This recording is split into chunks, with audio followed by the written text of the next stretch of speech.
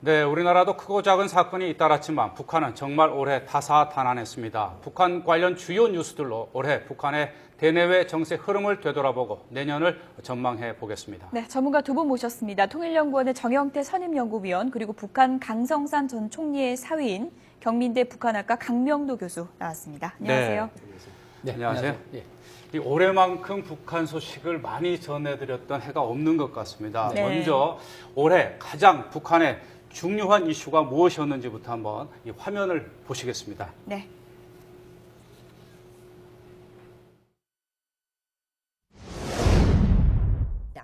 장성택을 모든 직무에서 해임하고 일체 칭호를 박탈하며 우리 당에서 출당 제명시킬 데 대한 당중앙위원회 정치국 결정서가 채택되었다. 흉악한 정치적 야심과 음모가이며 만고역적인 장성택을 혁명의 이름으로 인민의 이름으로 전열히 단죄 규탄하면서 공화국 형법 제60조에 따라 사형에 처하기로 판결하였다. 판결은 즉시에 집행되었다. 네, 화면으로 보셨다시피 올해 북한에서 가장 큰 사건은 장성택의 처형 아니겠습니까? 이 정의원께서는 12월 12일이었는데 정말 우리 국내 전문가들조차 깜짝 놀라지 않았습니까? 어떻게 평가하십니까? 저도 개인적으로 굉장히 놀랐습니다. 왜냐하면 그 장성택의 실각이라든가 이 처형 이런 정도의 사건은 좀 더 시간을 두고 일어나지 않겠느냐.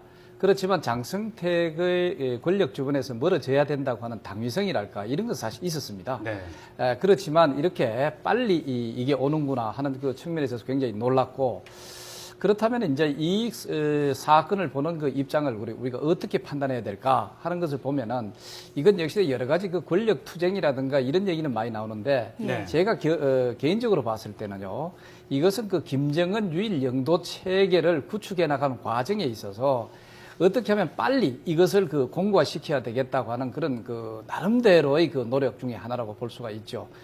왜냐하면 그동안 이 실제 그 유일 영도 체계를 그 만들어 나가는 핵심적인 조직이 북한에 있는 노동당이 그 핵심 조직이라고 볼 수가 있죠. 거기에서 그 비소국 조직 지도부라고 있습니다. 여기에서 소위 그 김경일로부터 시작해가 김경옥이라든가 조현준이라든가 이런 그 제일 부부장을 필두로 해서 김정은 유일 영도 체계를 만들어가고 있는 상황이었다고 볼 수가 있죠. 그런데 이제 그 과정에서 장성택이가 사실은 그 행정부를 총괄하고 있었습니다. 그러면 이 행정부라는 것은 소위 그 국가안전보위부라든가 또 이거 그 인민보안부라든가 소위 우리 경찰에 해당되죠. 뭐 등등 이런 그 사법경찰 이런 부분을 담당하는데요. 그럼 이 행정부가 사실 조직 지도부에서 떼나갔습니다. 이게 2007년도인데 이 떼나간 이유가 여러 가지 우리가 그 분석을 보니까 그 당시 김정일이가 조직 지도부가 너무 많은 그 월권을 하면 권력을 부리면 안 되니까 그 견제 차원에서 장성택을 따로 조직 지도부에 떼서 행정 소위 그 부를 만들었다 이런 평가가 사실 있습니다. 사실 그러면 이 행정부에서 나름대로 조직 지도부 중심으로 김정은 유일 영도 체계를 만들어 가는 데 있어서 여러 가지 방해되는 월권 행위랄까 이런 것을 하지 않았느냐. 그렇다면은 그 다음에 또 보다도 더 중요한 것이 장성택이가 오히려 김정은을 대체할 수 있는 굉장히 그런 새로운 인물이다. 이런 정도로 대내외적으로 자리매김되고 있고 하니까 그렇다면은 이제 그 김정은 유일 영도 체계라서 그야말로 유일 영도 그러면 하나의 태양을 띄워야 되는데 이런 그 격가지와 같은 세력이 있다는 것은 사실은 이 그 태양을 흐리게 할 가능성이 있다고 볼 수가 있죠. 이 과정에서 전격적으로 장성택을 희생시킨 것이 아닌가 뭐 이렇게 판단해 볼 수가 있습니다. 네, 장성택 숙청의 유일 영도 체계 강화로 가는 과정이다라고 이제 분석을 해주셨는데요. 이렇게 되면서 유일 영도 체계가 과연 더 강화된 것인가, 아니면 내부 불안은 여전한 것인가, 뭐 군부에 휘둘리고 있다라는 분석도 나오고 있고요. 어떻게 보십니까? 네, 우리 정영태 박사님이 잘 말씀하셨는데 뭐 유일 영도 체제 고슬리는 것은 용서할 수가 없는 거죠, 북한에서는. 그런데 지금 장성택을 가만 김정은이가 지켜보니까 세력이 커지고 있거든요. 이용호라는 그 군부 쪽의 한 축을 맡고 있던 그 당중앙위 정치국위원이며 총참모장이었던 이용호 세력을 친 다음에는 장성택이를 견제할 수 있는 카드가 아무것도 남지 않았습니다. 김정은에게는. 그런데 거기에 이제 주위에 사람들이 몰리기 시작하고 하니까 저는 그 유일영도 체제에 거슬렸지만 자기도 뭔가를 위협을 느꼈다고 봐요. 가만 놔두면 더 이상 안 되겠다. 그리고 제가 항상 이야기했던 것이 김경희가 죽었다면 죽은 네. 후에는 더 치기가 힘들거든요. 네. 김경희가 살아있을 때 친다면 김경희가 승인해 준 걸로 알지 않습니까? 그러나 김경희가 죽은 다음에 장성택이가 만약의 경우 김경희가 중병이 걸려서 이제 빠른 시일 내에 사망했다. 이랬을 때는 장성택이가 다 이거 뭐 이 장례 치렀을 거 아닙니까? 남편으로서. 그랬을 때는 장성택을 치기 상당히 힘들죠. 그러니까 이번에 그 김경희가 살아있을 때 치는 것이 정당성 확보에서는 상당히 중요하거든요. 예. 백두혈통을 강조하는 것이 바로 거기 있습니다. 장성택이는 백두혈통이 아니라는 건데, 그러나 김경희가 죽은 다음에는 장성택이가 백두혈통 아니지만은 그 김경희를 대신할 수 있는 백두혈통에 가장 가까운 사람이 됩니다. 이제 네. 그 거꾸로 이야기하면. 예. 그렇기 때문에 그때는 더 늦어지기 때문에 세력이 더 커지기 전에 김경희가 살아있을 때 치는 것이 옳았다고 보고, 김경희의 그 적극적인 개입이나 묵인 하에서, 그러니까 김경희 승인 하에서 저는 장성택을 쳤다고 그렇게 봅니다. 네, 이 장성택의 이 숙청의 배경을 놓고 여전히 다양한 분석들이 예. 나오고 있거든요. 이 경제적인 이권 다툼이다. 뭐 이 석탄, 뭐 채굴과 관련한 석탄 수출로 관련한 그 외화 관련한 이권 다툼이다. 아니면은 방금 말씀하신 것처럼 강 교수처럼 어떤 이 장성택의 세력을 제거하기 위해서 김정은이가 이 최룡의 어떤 건의를 받아들여서 이 처형을 했다. 여러 가지 나오는데 정 박사께서는 어떻게 보십니까? 이 최룡의 일방적인 건의에 뭐 마지못해 또 이 김정은이가 승인을 했다. 이런 뭐 얘기도 나오고 여러 가지 설이 있는데 어떻게 내다보십니까?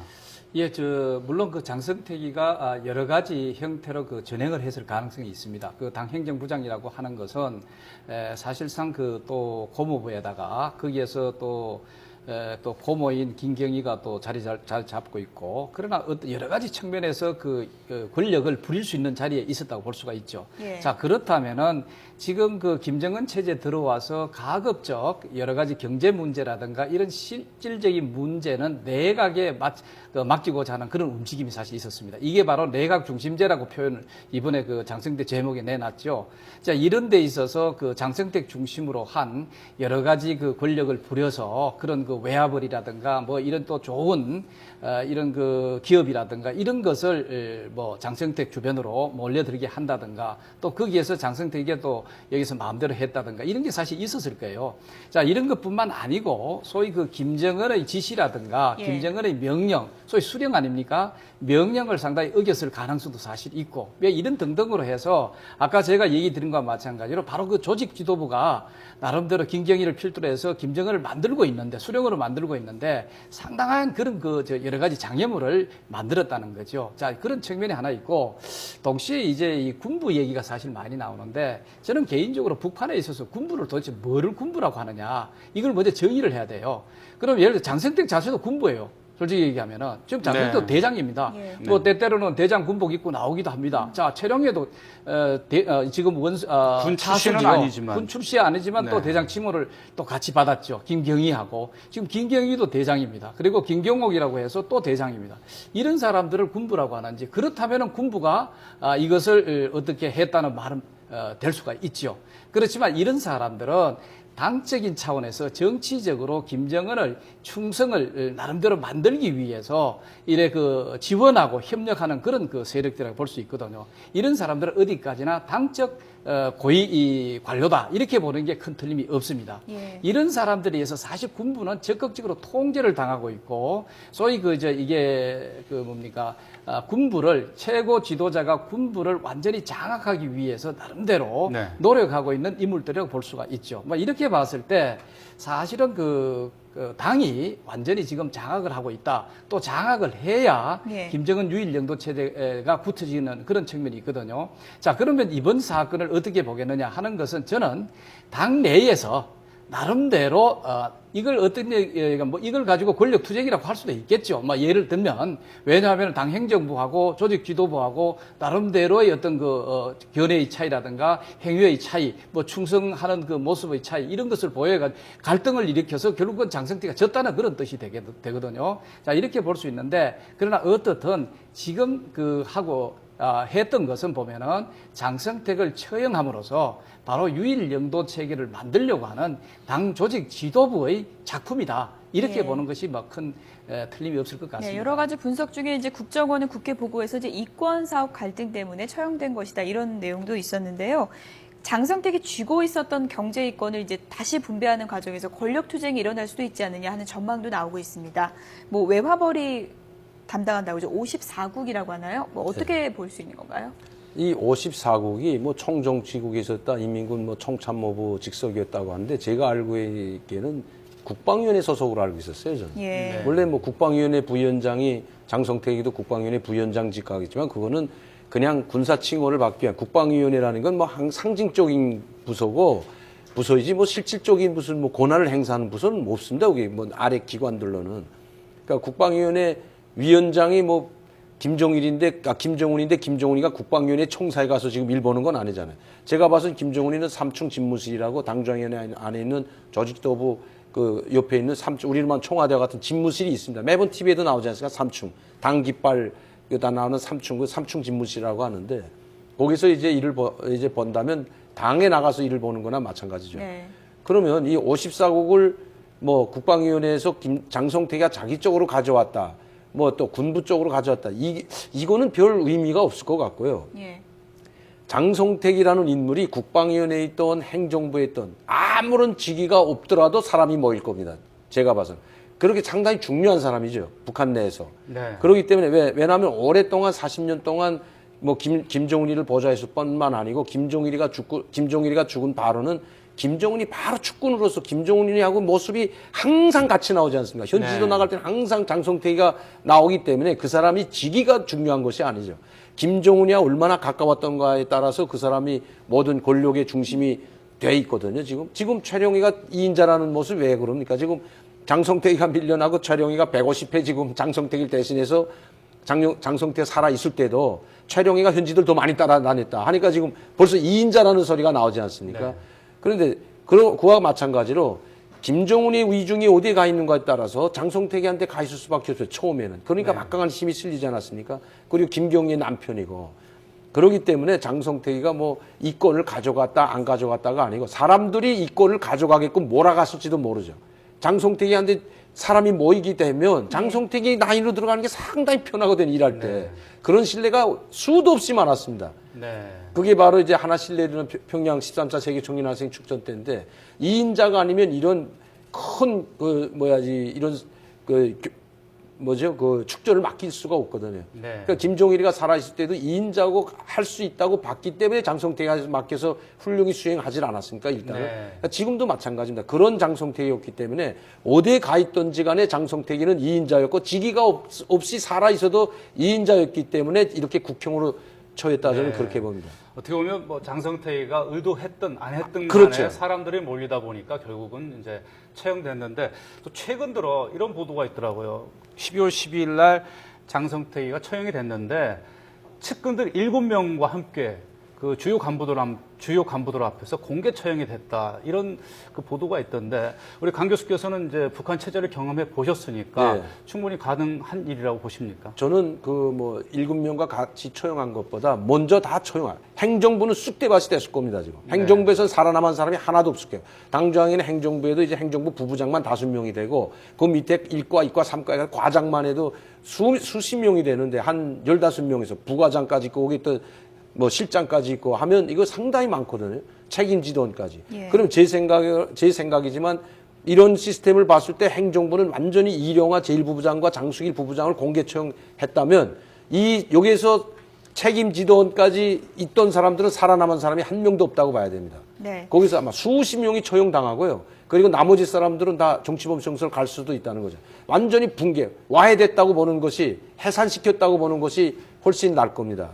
네. 그러니까 오히려 7명이 아니라 그보다 더 많지 않았을까. 네. 그리고 마지막으로 장성택이를 처형했다 그렇게 봅니다. 2명이 아니고 네. 우리가 아는 거는 공개된 것이 이영하 제1부부장과 장수길이지만 오히려 그보다 더 많을 수도 있다는 거죠. 예. 네. 장성택 처형과 관련한 북한의 변화를 짚어봤는데요. 장성택 처형 이후 2014년에 북한에 어떤 변화가 있을지는 좀 지켜봐야 될 것 네. 같습니다. 2013년 북한 4대 뉴스 두 번째 뉴스 무엇인지 화면을 통해 확인해 보겠습니다.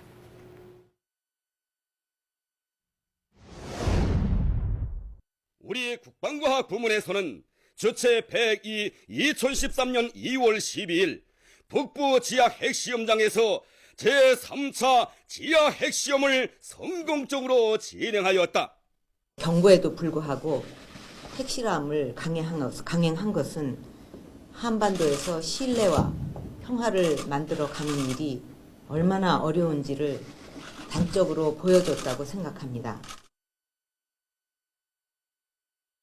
네. 방금 화면에도 나왔지만 네. 박근혜 대통령 당선인 시절에 네. 북한이 어떻게 보면 기습적으로 그 2월 초에 네. 이 3차 핵실험을 하지 않았습니까? 네. 그 배경 그리고 그렇게 할 수밖에 없었던 이유는 뭐라고 보십니까?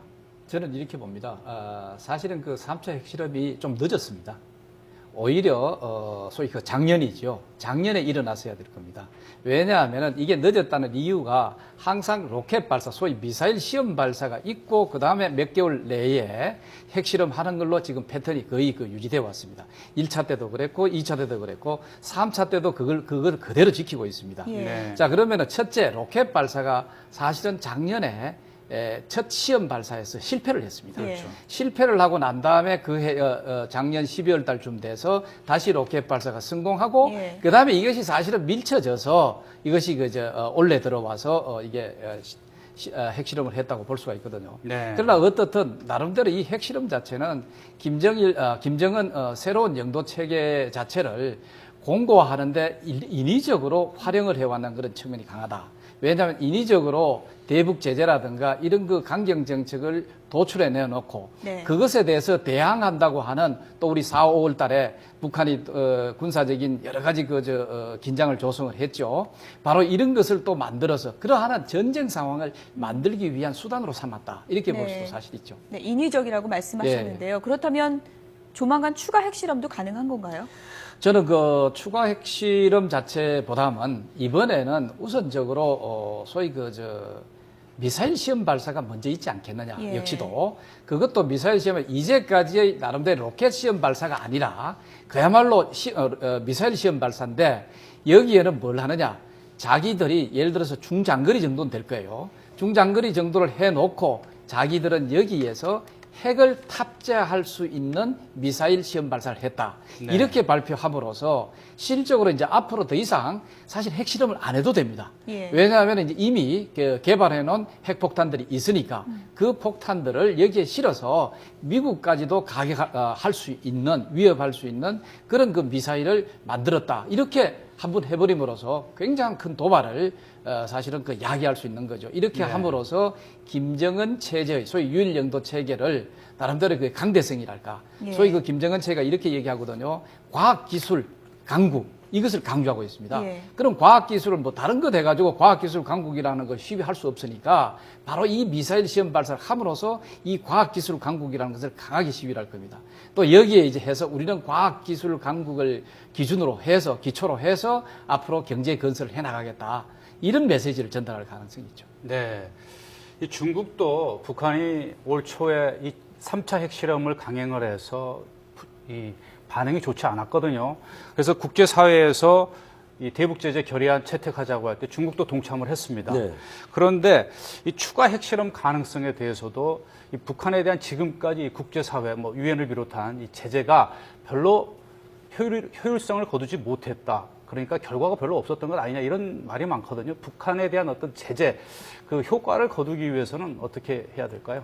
지금 북한이 생각하는 것은 핵을 포기하면 자기네들이 체제가 무너진다고 생각하고 있기 때문에 마지막 수단이라고 보고 있기 때문에 체제 예. 지탱을 위한 마지막 수단이라고 보고 있기 때문에 핵은 쉽게 포기하지 않을 겁니다.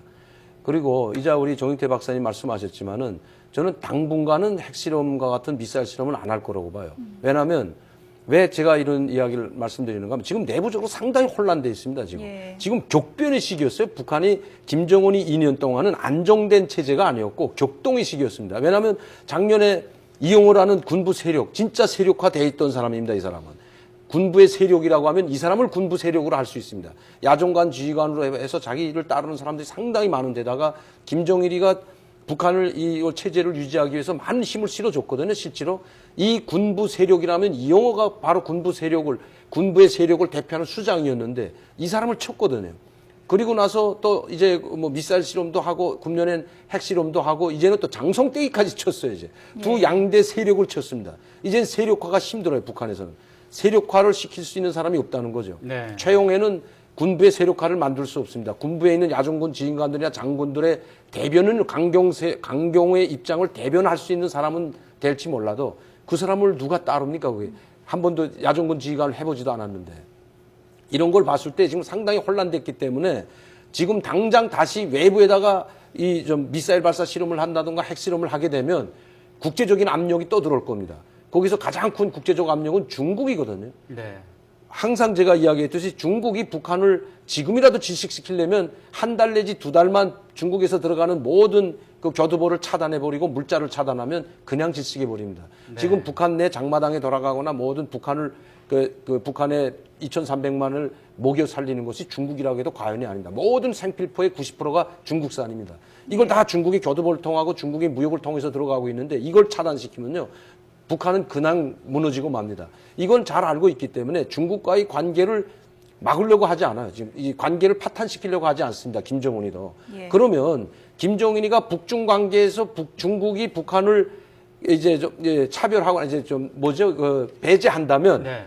이자같이 도발을 할 수가 있죠. 이제 자기네가 마지막이라고 생각하고 다시 도발을 할 수 있지만 중국과의 관계가 발전되고 북중 관계가 다시 기존 장성택의 관계로 회복된다면 당분간은 저는 도발은 안 할 거라고 생각합니다. 예. 네, 이 북핵 문제와 관련해서 짚어봤는데요. 자, 올해 북한에서 있었던 세 번째 가장 중요한 뉴스가 무엇이었는지 또 화면으로 만나보겠습니다.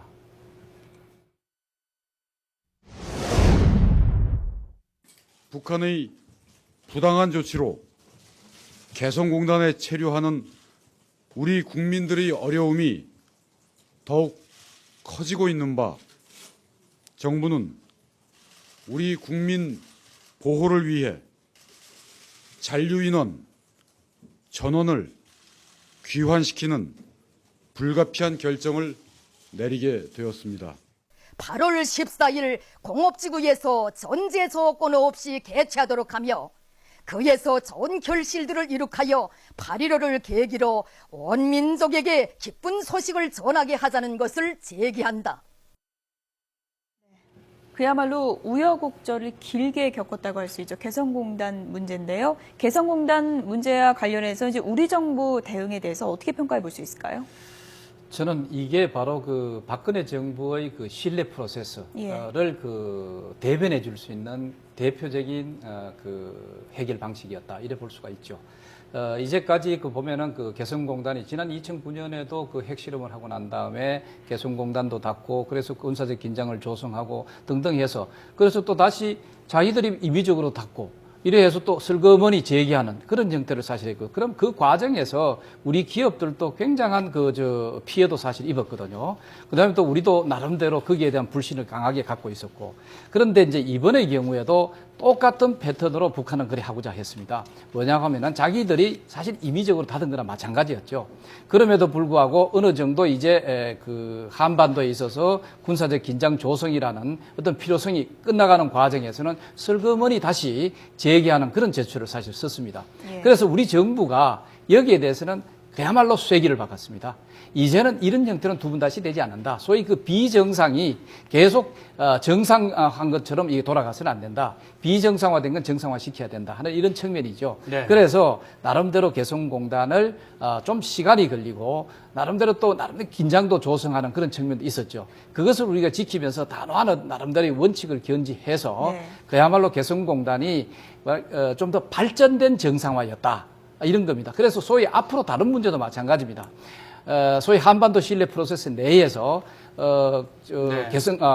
금강산 관광 재개라든가 이런 문제도 마찬가지예요. 자, 네. 이런 것도 나름대로 발전적 정상화를 기하는 이런 형태가 될 수 있었으면 좋겠습니다. 네. 네, 강 교수께서는 아직도 개성공단이 완전히 정상화되기까지는 많은 과제들이 있는데 이 남과 북 어떤 문제가 가장 시급하다고 보십니까? 저는 지금 저 개성공단이 이제 다시 정상화 됐을 때도 상당히 난관이 많을 거라고 했거든요.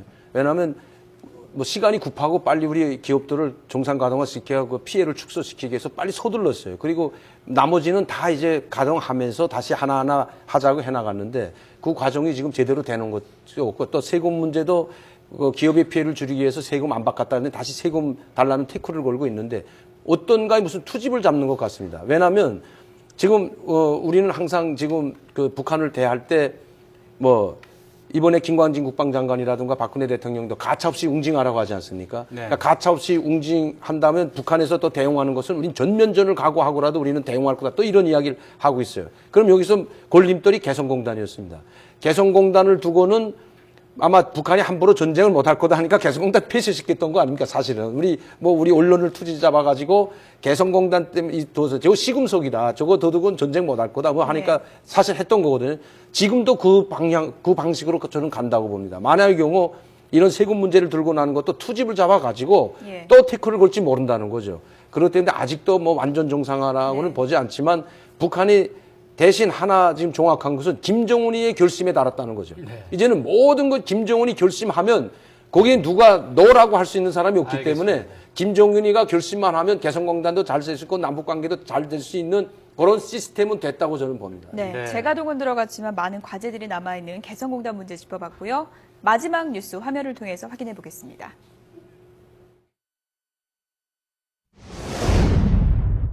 북남 사이에 당면한 일정에 올라있는 흩어진 가족 친척 상봉 행사를 대화와 협상이 진행될 수 있는 정상적인 분위기가 마련될 때까지 연기한다. 북측은 말로만 민족 단합을 강조하며 우리 국민을 우롱할 것이 아니라 민족의 아픔과 상처를 실질적으로 치유할 수 있도록 이산가족 상봉 행사에 조속히 응해 나와야 할 것입니다.